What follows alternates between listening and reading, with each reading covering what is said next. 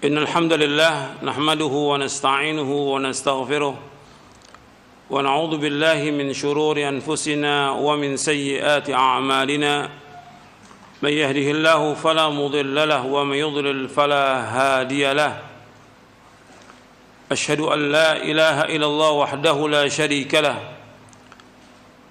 وأشهد أن محمدا عبده ورسوله يا أيها الذين آمنوا اتقوا الله حق تقاته ولا تموتن إلا وأنتم مسلمون يا أيها الناس اتقوا ربكم الذي خلقكم من نفس واحدة وخلق منها زوجها وبث منهما رجالا كثيرا ونساء واتقوا الله الذي تساءلون به والأرحام إن الله كان عليكم رقيبا يا أيها الذين آمنوا اتقوا الله وقولوا قولا سديدا يصلح لكم أعمالكم ويغفر لكم ذنوبكم ومن يطع الله ورسوله فقد فاز فوزا عظيما أما بعد فإن أصدق الحديث كتاب الله وخير الهدي هدي محمد صلى الله عليه وعلى آله وسلم وشر الأمور محدثاتها وكل محدثة بدعة وكل بدعة ضلالة وكل ضلالة في النار. Kita sekarang masuk poin yang baru ya. Bab ke-25. Iya.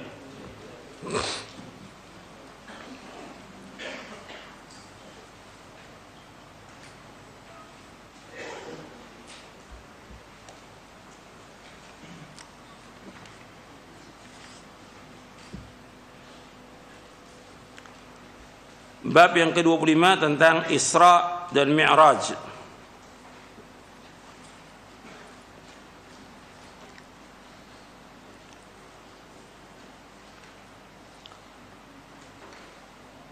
Ahlus Sunnah mengimani bahwa Rasulullah SAW telah diisrakan oleh Allah dari Mekah ke Baitul Maqdis.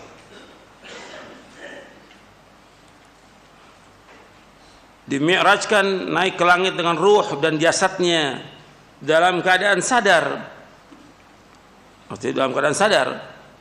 Dengan dasar ayat Al-Quran, Allah menyebutkan dalam surah Al-Isra ayat yang pertama, Subhanalladzi asra bi'abdihi laylan minal masjidil harami ilal masjidil aqsa alladzi barakna hawlahu linuriyahu min ayatina innahu huwas sami'ul basir.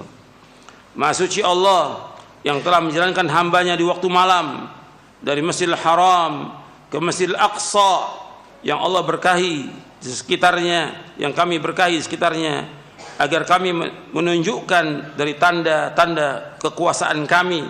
Sesungguhnya Allah itu maha mendengar dan Allah itu maha melihat. Jadi dijalankan dengan ruh dan jasadnya. Kalimat abdihi, abdun, hamba, ya ruh dan jasad.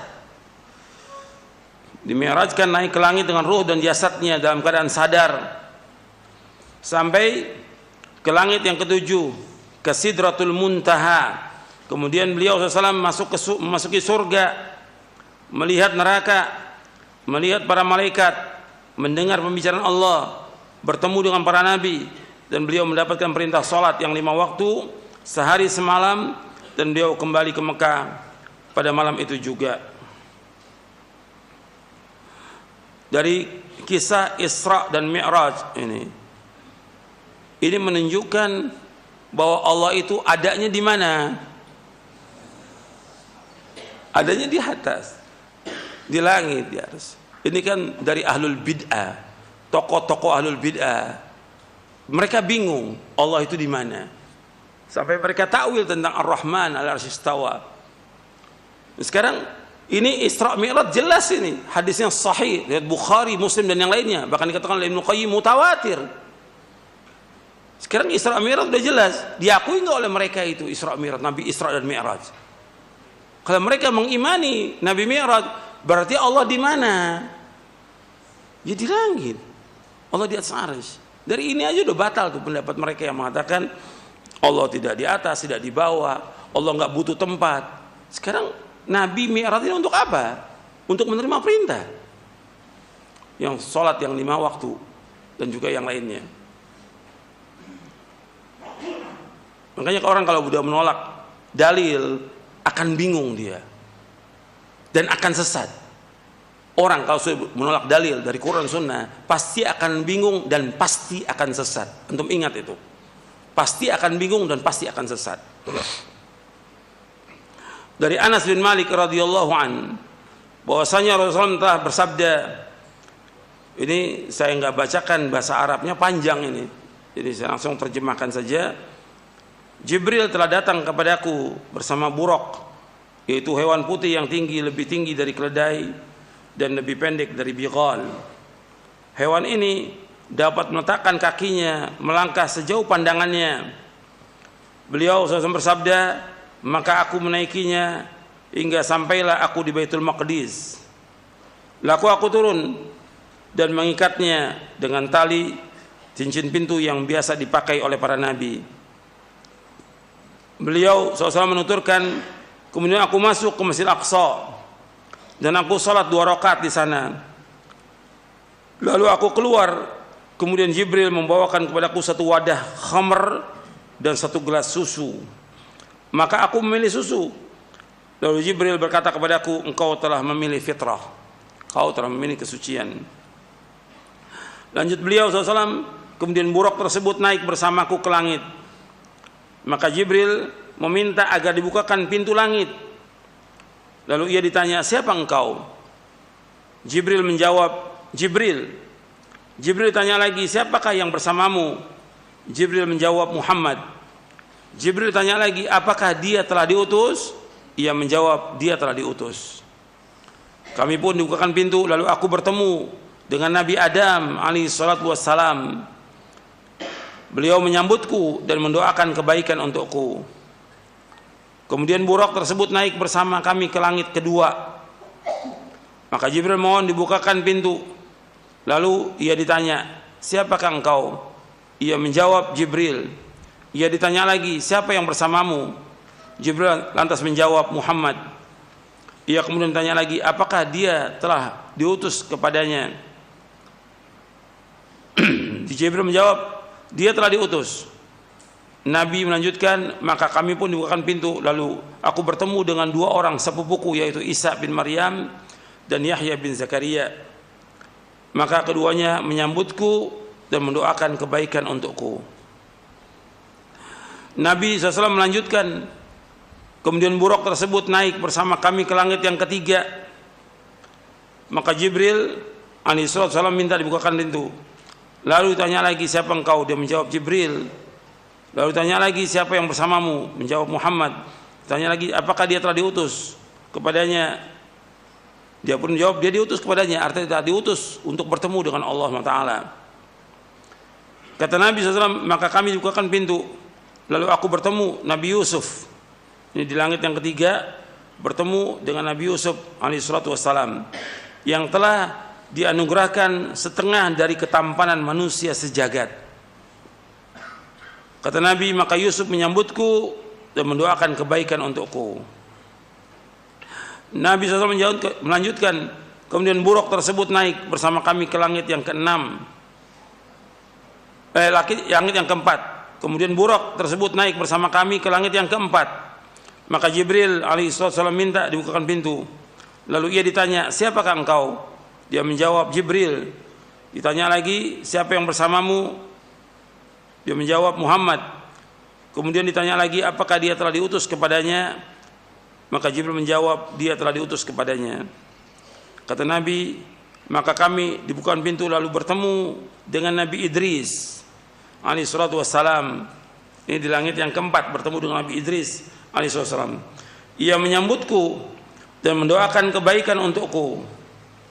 Allah Azza wa Jalla telah berfirman untuknya, maksud untuk Idris, wa rafa'nahu makanan 'aliyya, dan kami telah mengangkatnya ke tempat yang tinggi, dalam surah Maryam ayat 57. Nabi SAW melanjutkan, kemudian buraq tersebut naik bersama kami ke langit yang ke-5. Maka Jibril alaihissalam minta dibukakan pintu. Lalu ditanya, siapa engkau? Jibril menjawab, Jibril. Ditanya lagi, siapa bersamamu? Dia menjawab, Muhammad. Ditanya lagi, apakah dia telah diutus kepadanya? Jibril menjawab, dia telah diutus kepadanya. Kata Nabi SAW, maka kami dibukakan pintu, lalu aku bertemu dengan Nabi Harun alaihi salatu wassalam. Ia menyambutku dan mendoakan kebaikan untukku. Ini di langit yang kelima. Nabi SAW melanjutkan, kemudian buraq tersebut naik bersama kami ke langit yang keenam. Maka Jibril alaihissalam mohon dibukakan pintu. Lalu ia ditanya, siapa engkau? Dia menjawab, Jibril. Ditanya lagi, siapa yang bersamamu? Jibril menjawab, Muhammad. Kemudian ditanya lagi, apakah dia telah diutus kepadanya? Jibril menjawab, dia diutus kepadanya. Kata Nabi SAW, maka kami dibukakan pintu. Lalu aku bertemu dengan Musa alaihi salatu wassalam. Kemudian ia menyambutku dan mendoakan kebaikan untukku. Jadi Nabi bertemu dengan Nabi Musa alaihi salam di langit yang keenam. Nabi SAW melanjutkan, kemudian buraq tersebut naik bersama kami ke langit yang ketujuh. Maka Jibril alaihissalam minta dibukakan pintu. Ditanya lagi, siapa engkau? Dia menjawab, Jibril. Ditanya lagi, siapa yang bersamamu? Dijawab, Muhammad. Ditanya lagi, apakah dia telah diutus kepadanya? Jibril menjawab, dia telah diutus kepadanya. Kata Nabi SAW, maka kami dibukakan pintu, lalu aku bertemu dengan Ibrahim alaihissalam yang sedang menyandarkan punggungnya di Baitul Ma'mur, di mana tempat itu setiap harinya dimasuki oleh 70.000 malaikat dan mereka tidak kembali lagi sesudahnya. Jumlah malaikat banyak sekali ini. Setiap hari 70.000 malaikat. Tinggal dihitung sampai nanti hari kiamat berapa itu. Enggak terhitung sudah jumlahnya malaikat.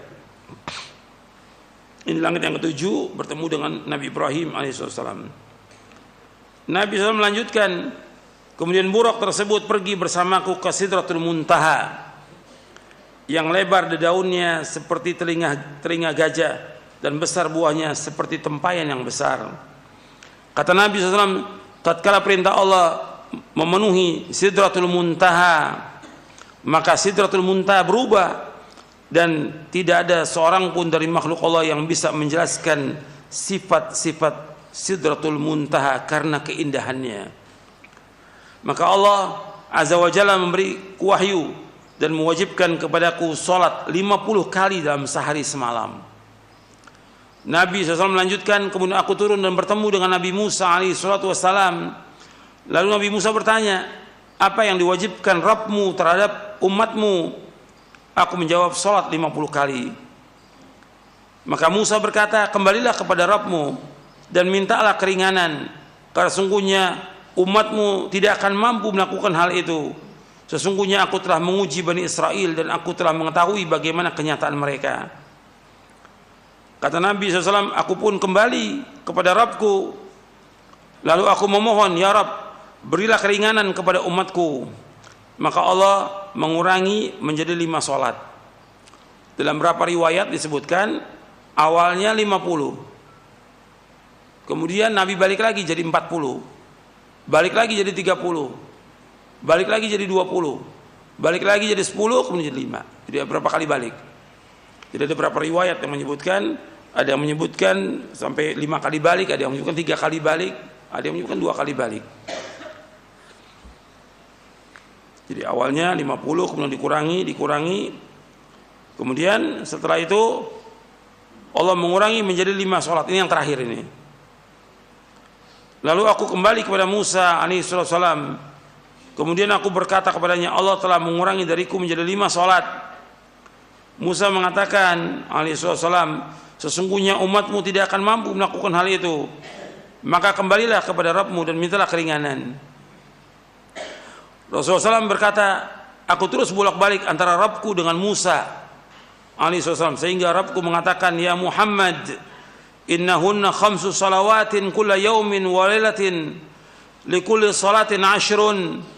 Fadzalika 50 salatan wa man hamma bihasanatin falam ya'malha kutibat lahu hasanatan fa in 'amilaha kutibat lahu 10 wa man hamma bisayyi'atin falam ya'malha lam tuktab syai'an fa in amilaha kutibat sayyi'atan wahidatan. Kata Allah Subhanahu wa taala kepada Nabi Muhammad SAW, wahai Muhammad, sesungguhnya kewajiban salat itu 5 kali dalam sehari semalam. Setiap salat mendapat pahala 10 kali, 10 kali lipat. Maka 5 kali salat sama dengan 50 kali salat. 5 kali salat sama dengan 50 kali salat. Barang siapa yang berniat melakukan satu kebaikan lalu ia tidak melaksanakannya, maka dicatat untuknya 1 kebaikan. Dan jika ia melaksanakannya, maka dicatat untuknya 10 kebaikan. Barang siapa yang berniat melakukan 1 kejelekan namun ia tidak melaksanakannya, maka kejelekan tersebut tidak dicatat sama sekali. Dan jika ia melakukannya, maka hanya dicatat sebagai 1 kejelekan. Rasulullah SAW melanjutkan, kemudian aku turun hingga bertemu dengan Nabi Musa alaihissalam, lalu kau beritahukan kepadanya, maka ia mengatakan, kembalilah kepada Rabbmu dan mintalah keringanan lagi. Rasulullah SAW bersabda, lalu aku menjawab, aku telah berulang kali kembali kepada Rabbku hingga aku merasa malu kepadanya. Hadis ini sahih, diriwayatkan oleh Muslim dari sahabat Anas bin Malik, diriwayatkan juga oleh Imam Bukhari dan yang lainnya.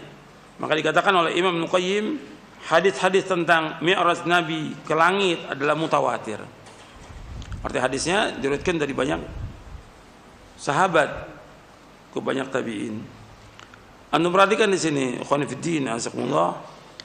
Tadi saya sebutkan bahwa Nabi Isra dan Mi'raj itu dengan ruh dan jasadnya.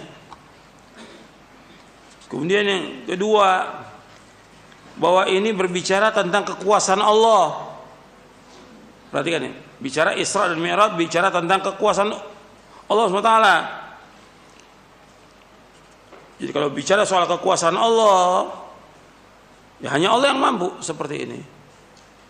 Nggak bisa dinalar dengan akal, nggak bisa. Nggak bisa. Kita wajib mengimani. Makanya ketika Nabi Sallallahu Alaihi Wasallam pulang malam itu juga, berangkatnya malam, pulang malam. Isra dan Mi'raj. Isra dari Masjidil Haram ke Masjidil Aqsa. Setelah itu naik ke langit. Kemudian malam itu juga pulang. Makanya pagi hari Nabi menyampaikan kepada para sahabat dan juga kepada kaum musyrikin tentang ini.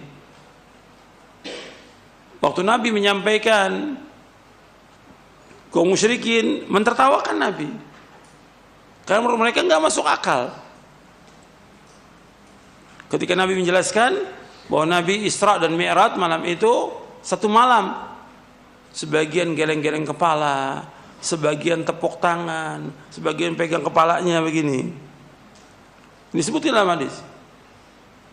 Kemudian Nabi tetap menceritakan, bahkan ada yang mengatakan lagi, kalau engkau betul ke Masjidil Aqsa, sebutkan ciri-ciri Masjidil Aqsa. Maka Allah langsung menunjukkan kepada Nabi, di depan mata Nabi itu disebutkan cirinya, tentang pintunya dan segala macam. Sampai orang yang pernah ke sana dari orang-orang yang hadir di Mekah itu, ini benar cirinya katanya mereka. Tapi mereka tetap tidak beriman dengan Nabi Muhammad SAW. Bahkan ada yang murtad waktu itu.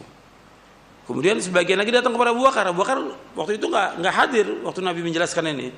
Datang ke rumahnya Abu Bakar, menjelaskan sesungguhnya temanmu yaitu Muhammad mengatakan tadi malam itu dia berangkat ke Masjidil Aqsa kemudian ke langit. Kata Abu Bakar, yang mengatakan siapa? Muhammad temanmu. Kalau dia mengatakan aku percaya lebih daripada itu. Sejak itu dikatakan as-siddiq. Karena di sini bicara tentang apa? Tentang kekuasaan Allah. Tentang kekuasaan Allah. Ya Abu Bakar beriman lebih daripada itu. Maka dikatakan as-siddiq. Nah, orang beriman itu harus percaya. Ini sahih riwayatnya.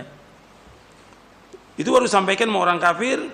Seperti itu Nabi langsung Abu Bakar mengatakan, aku percaya, mengimani lebih daripada itu. Aku percaya dengan kabarnya langit dari Allah Taala. Kemudian Di sini juga menunjukkan bahwa Nabi diangkat ke langit ini, artinya Nabi Mi'raj ke langit ini menunjukkan bahwa Allah itu berada di atas langit, di atas arsy. Apakah Nabi melihat Allah? Tidak. Di dalam hadis riwayat Muslim disebutkan, kata Abu Dzar, aku bertanya, sa'altu Rasulullah, hal ra'aita rabbak? Apakah engkau melihat Rabbmu? Qala nurun anna arahu. Cahaya, bagaimana aku melihatnya? Kata Imam Nawawi ketika memberikan syarah hadis ini, kata beliau, manau hijabuhun nur fa kaifa arahu.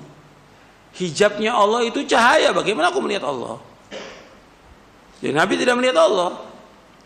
Makanya kata Aisyah radhiyallahu anha, barang siapa yang mengatakan bahwa Nabi melihat Allah maka dia dusta. Faqad a'zama 'ala Allahi al-firya. Maka dia telah berdusta atas nama Allah Taala. Dan Nabi juga mengatakan dalam hadis Muslim, lan yara ahadukum rabbahu hatta yamut. Dalam riwayat Muslim, tidak akan ada seorang yang dapat melihat Allah sampai dia meninggal dunia. Sampai dia meninggal dunia, sampai dia masuk ke sorga, baru dia akan melihat Allah Subhanahu wa taala. Jadi Nabi tidak melihat Allah. Yang Nabi lihat yaitu malaikat Jibril dalam bentuk aslinya. Yang Nabi lihat malaikat Jibril dalam bentuk aslinya dengan 600 sayap. Karena semua malaikat bersayap. Kemudian yang disebutkan dalam beberapa riwayat, karena riwayatnya banyak, Syekh Albani itu menulis kitab namanya Al-Isra wal Mi'raj wa dzikru ahaditsihima wa takhrijaha wa bayanu sahiha min saqimiha. Arti Isra dan Mi'raj yang disebutkan dalam hadisnya, takhrijnya dari hadis-hadisnya, dan juga penjelasan yang sahih dan yang dhaifnya. Ini banyak dibawakan riwayatnya, hadisnya mutawatir. Di antara yang disebutkan bahwa Nabi SAW memasuki surga dan diperlihatkan semua tentang apa yang di surga itu, yang kenikmatan yang luar biasa. Kemudian Nabi berdiri di pintu neraka. Kata Nabi SAW, wa qumtu ala babin nar fa idza ammatu min dakhalha an-nisa. Aku berdiri di pintu neraka, yang paling banyak masuk ke neraka itu para wanita. Wa ra'aitu rijalan tuqradu shifahum bimaqarid min nar. Faqultu ya Jibril, man haula? Qala haula khutaba'u min ummatik ya'muruna an-nasa bil birri wa yansawna anfusahum wa hum yatluna al-kitab afala ya'qilun. Kata Nabi SAW, aku berdiri di dekat pintu neraka, yang terbanyak yang masuk adalah wanita. Ini Allah perlihatkan dan kekuasaan Allah SWT. Aku melihat juga orang-orang yang dia menggunting bibirnya, digunting bibirnya. Ini di neraka ini. Aku bertanya, wahai Jibril, siapa mereka itu? Mereka itu para khatib, para penceramah dari umatmu. Mereka menyuruh manusia berbuat kebaikan, mereka melupakan diri mereka padahal mereka membaca kitab. Apakah mereka tidak berakal? Jadi mereka nyuruh orang untuk berbuat kebaikan, dia sendiri nggak berbuat kebaikan. Kemudian kata Nabi lagi SAW, wa marartu biqaumin lahum adfarun min nuhasin yakhmishuna biha wujuhahum wa sudurahum. Faqultu man haula ya Jibril? Qala haula'i alladziina ya'kuluna luhuman nas wa yaqa'una fi a'radihim. Aku melewati lagi satu kaum yang mereka punya kukunya panjang dari tembaga. Mereka cakar mukanya mereka. Dicakar juga dadanya mereka. Aku berkata, siapa mereka wahai Jibril? Mereka adalah orang-orang yang makan daging manusia. Artinya makan daging manusia, menggibah manusia. wa yaqauna fi a'radihim, dan merobek kehormatan mereka. Memfitnah, merobek, artinya mereka merusak nama baik orang, gitu. Memfitnah, menuduh, dan segala macam. Ini orang-orang yang nanti akan mencakar mukanya di hari kiamat. Kemudian kata Ibnu Abbas, wara'a syajarat zakum, dan Nabi melihat juga pohon zakum, dan seterusnya. Banyak lagi disebutkan tentang apa yang Nabi lihat sallallahu alaihi wasallam ketika Nabi Mi'raj.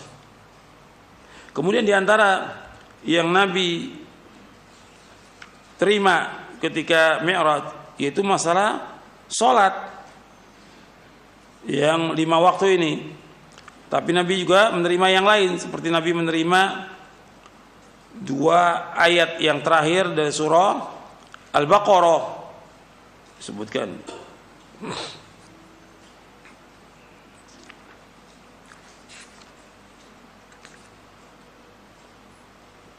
Disebutkan dalam hadis Abdullah bin Mas'ud radhiyallahu an, disebutkan bahwa fa'utiya Rasulullah salatan, Nabi diberikan 3 ketika Mi'raj itu. Yang pertama, u'tiya salawatul khams, diberikan salat yang 5 waktu. Yang kedua, wa'utiya khawatimu surat Al-Baqarah, diberikan penutup surah Al-Baqarah, itu 2 ayat amanah Rasul itu sampai akhir. Yang ketiga, wa ghufira liman lam yusyrik billahi min ummati syai'an, dan diampunkan bagi umat Nabi Muhammad SAW yang tidak menyekutukan Allah dengan sesuatu apapun juga. Ini diriwayatkan oleh Imam Muslim, Ahmad, Ibnu Jarir At-Tabari, dan juga Al-Baghawi dalam Syarh Sunnah. Begitu juga Ibnu Mas'ud menjelaskan tentang laqad ra'ahu nazlatan ukhra inda sidratil muntaha. Nabi telah melihat sekali lagi yaitu di sidratil muntaha. Dijelaskan oleh Ibnu Mas'ud, Jibril. Yang dilihat oleh Rasulullah SAW yaitu Jibril, bukan melihat Allah tapi melihat Jibril. Kalau Allah Nabi sebutkan dalam hadis Muslim, yaitu Nabi SAW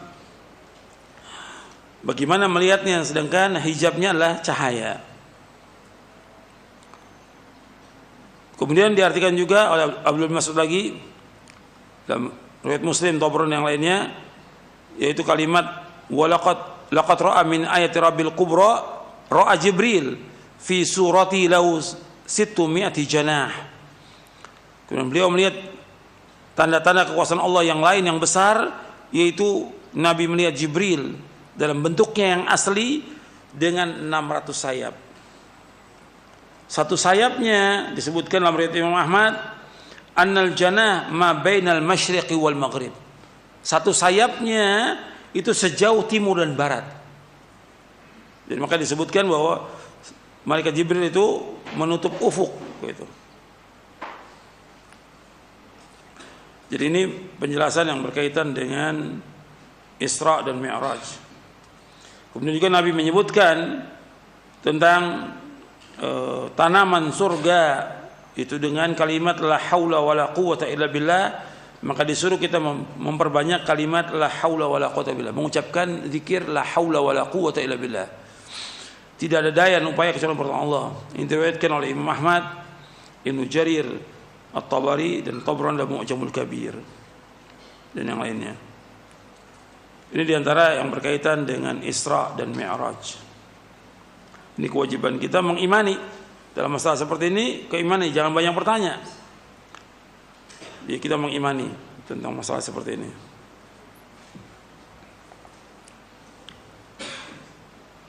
Ya, sampai sini dulu kajian kita. Mudah-mudahan bermanfaat.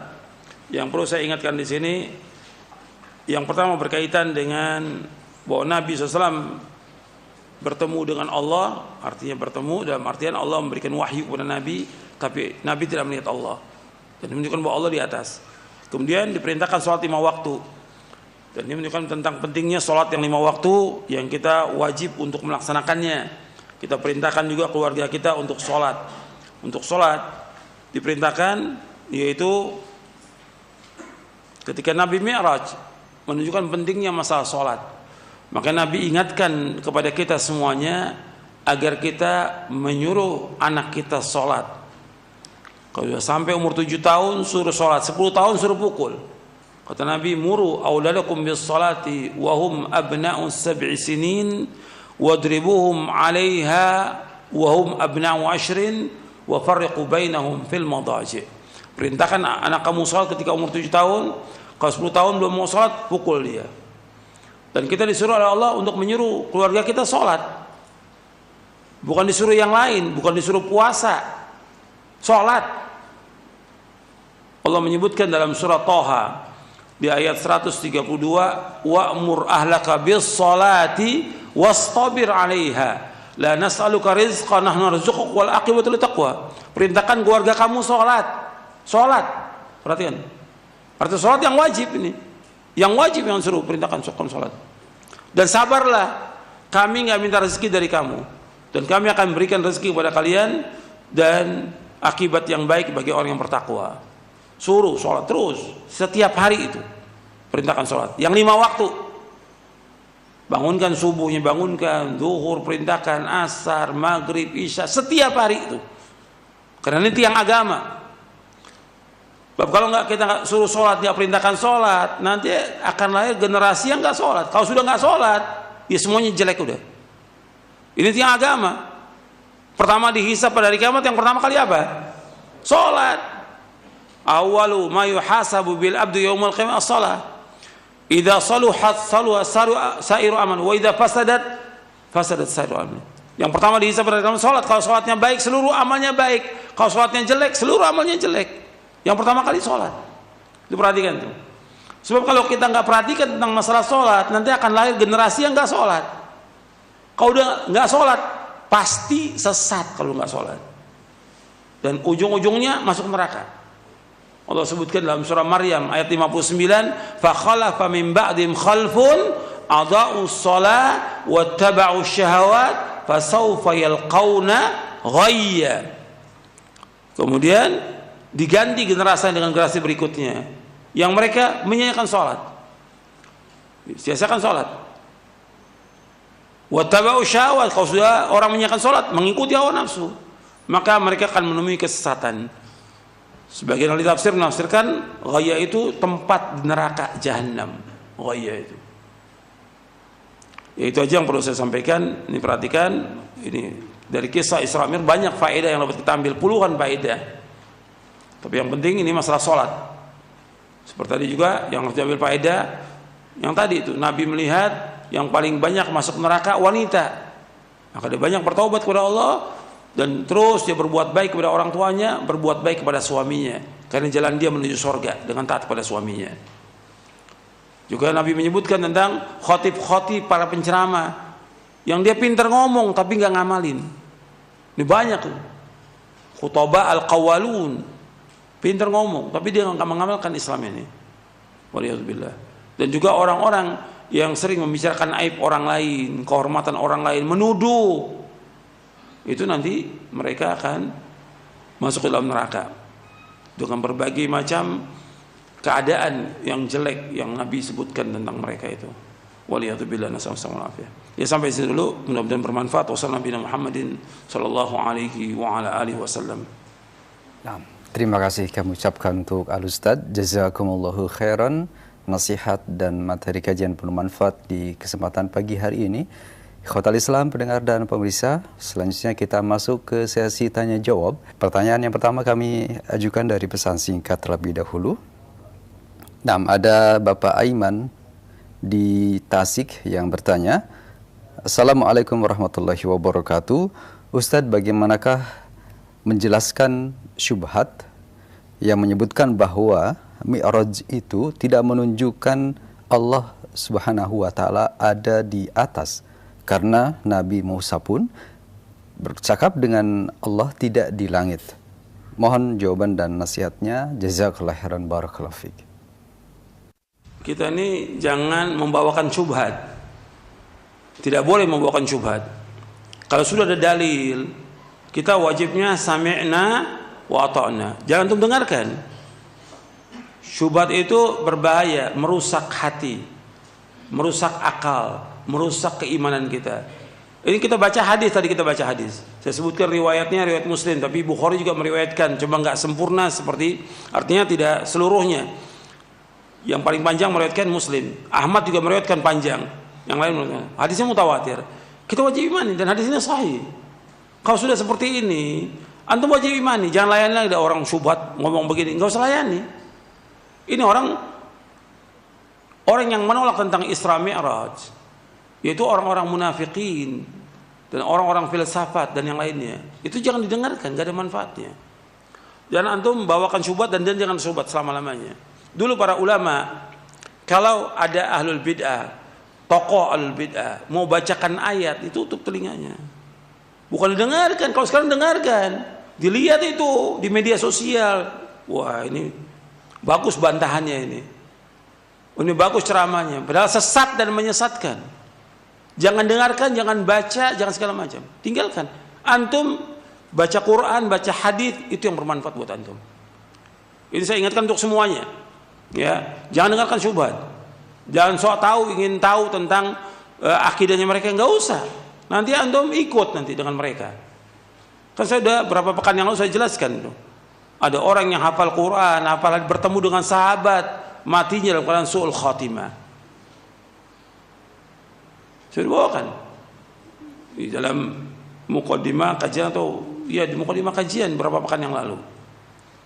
Jadi itu aja yang perlu saya jelaskan. Kalau udah ada nas, jangan antum bantah dengan syubhat. Jangan kata orang. Ada pendapat orang ini, jangan bawakan itu. Antum buang sejauh-jauhnya. Antum imani dulu nih dalil ini, yakini, amalkan. Ini prinsip dalam kita beragama. Nah, yang lain. Untuk selanjutnya masih dari pesan singkat, ada Ummu Aisyah di Bandung. Assalamualaikum warahmatullahi wabarakatuh. Tentang kewajiban sholat, Ustadz, bagaimanakah hukumnya atau wajibkah bagi seorang yang sudah sepuh, sudah sangat sepuh sekali, usia hampir 100 tahun dan sudah pikun, apakah masih ada kewajiban bagi orang tua untuk sholat, dan apakah ada kewajiban juga untuk keturunannya, anak atau cucunya, memberitahu mengenai waktu-waktu sholat kepada orang tua atau yang sudah sepuh tersebut, Ustaz? Mohon nasihat dan penjelasannya. Jazakumullahu khairan. Iya. Tentang kewajiban sholat, diwajibkan ya bagi orang yang berakal, yang dia sehat, dia sudah balik, itu kewajibannya. Karena kalau umpamanya dia sudah pikun, dia sudah beban taklifnya sudah nggak ada, kan dia angkat rufi al-qalam, diangkat pena itu dari 3, termasuk dari orang yang majnun hatta yaqil, yang gila sampai dia sadar. Artinya orang yang pikun nggak bisa kita wajibkan, kita hanya menganjurkan aja. Kita ingin bahwa dia mati dalam keadaan husnul khatimah. Kita mendoakan dia agar anak-anaknya begitu doakan, cucunya juga doakan agar dia husnul khatimah.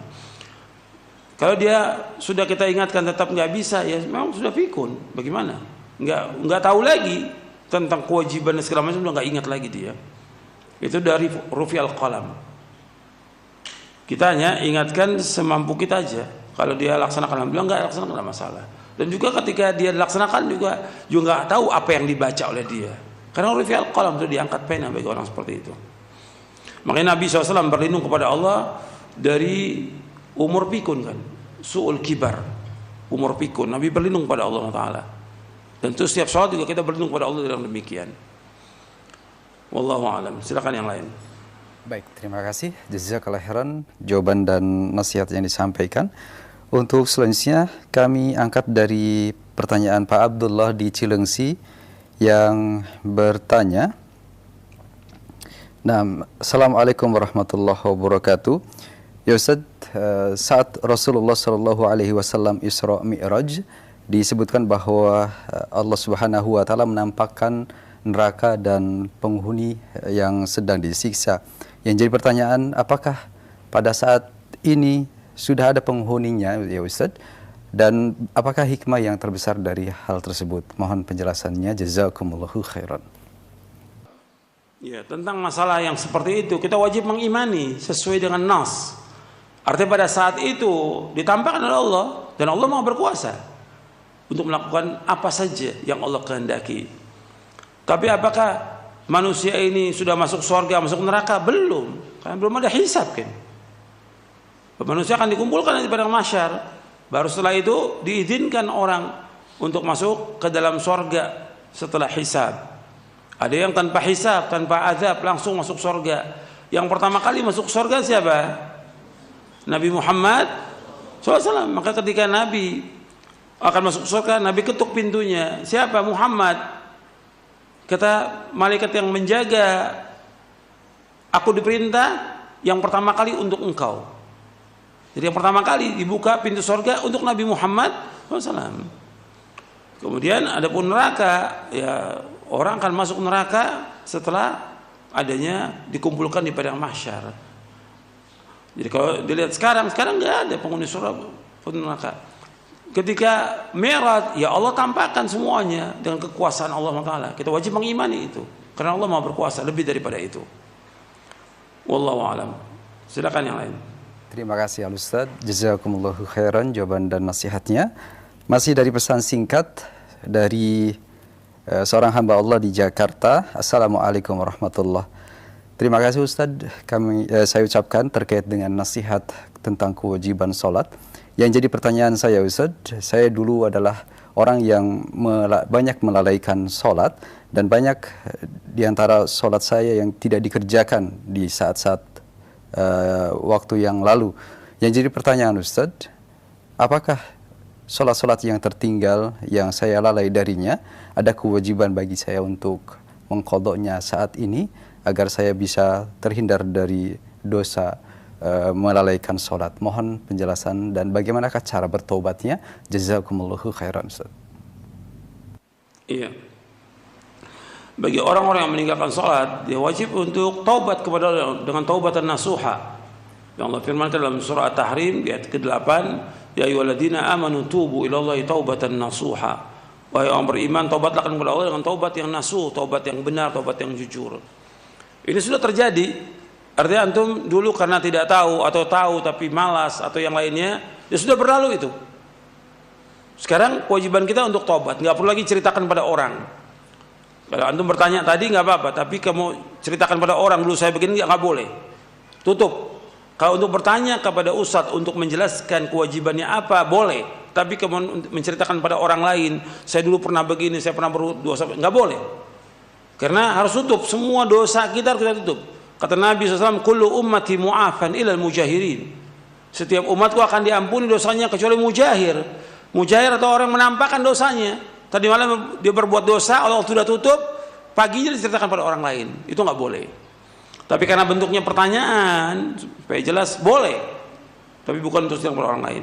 Artinya wajib tobat. Dari kesalahan yang dulu, wajib tobat. Apakah di qadha? Nggak ada qadha sholat. Hatta orang yang haid, dia haidnya 5 hari atau 6 hari atau 7 hari, nggak diperintahkan untuk mengqadha. Kata para sahabat wanita, kunna nu'maru biqadha'is shaum wala nu'maru biqadha'is shalat. Kami para wanita diperintahkan untuk mengqadha puasa, tapi kami nggak diperintah untuk mengqadha salat. Jadi qadha salat nggak ada. Tidak ada. Jadi apa yang terluput karena kelalaian kita taubat kepada Allah dengan taubatan nasuha. Sekarang bagaimana? Ya perbanyak sholat sunatnya. Yang wajib tetap kita kerjakan pada waktunya. Kemudian laki-laki dikerjakan di masjid berjamaah, diperbanyak sholat sunatnya. Artinya rawatibnya jangan tinggalkan. Tambah lagi sholat duha, sholat malam. Pokoknya setiap ada sholat sunat kita kerjakan itu. Umpamanya rawatib zuhur yang ada 2 dan ba'diyahnya 2. Ada juga riwayat Nabi nggak pernah tinggalkan 4 rakaat sebelum zuhur. Nah, kerjakan 4 rakaat. Ada juga riwayat Nabi menyebutkan barang siapa yang menjaga 4 rakaat sebelum zuhur, 4 rakaat sesudah zuhur, Allah akan jauhkan dia dari api neraka. Yang kerjakan itu. Itu memperbanyak sholat sunat namanya. Yang sesuai dengan sunnah, bukan mengada-ada. Perbanyak kita sholat sunat. Mungkin dengan sholat sunat itu akan menghapuskan dosa-dosa kita yang dulu yang kita lalaikan dari sholat yang wajib. Itu aja yang perlu saya jawab. Sampai di sini kajian kita, mudah-mudahan bermanfaat dan dapat kita amalkan. Kurang lebihnya saya mohon maaf. Wassalamualaikum Muhammadin sallallahu alaihi wasallam. Subhanakallahumma bihamdik asyhadu an la ilaha illa anta astaghfiruka wa atubu ilaik. Assalamualaikum warahmatullahi wabarakatuh.